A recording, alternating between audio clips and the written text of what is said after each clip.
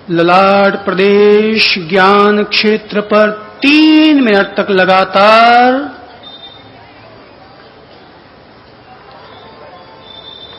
एकाग्र हों, कंसेंट्रेट हों।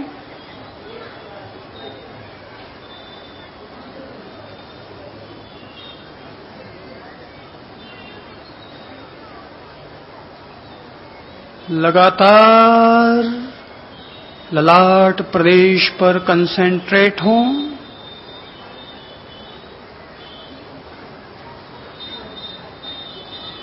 विचार शांत, मन शांत।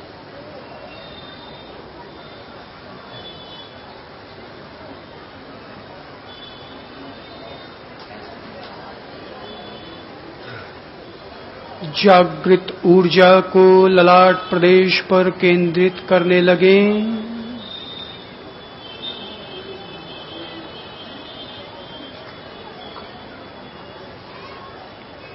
हमारा विज्ञान कोश, मनोमय कोश एक्टिव हो।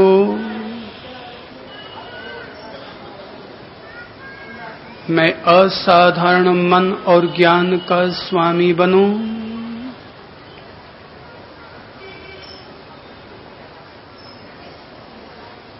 शांत मौन। ओम का स्मरण करें और शांत गति की 10 श्वास लें, 10 श्वास छोड़ें। ओम के साथ श्वास लें और नमः के साथ श्वास का रेचन करें। ओम नमः।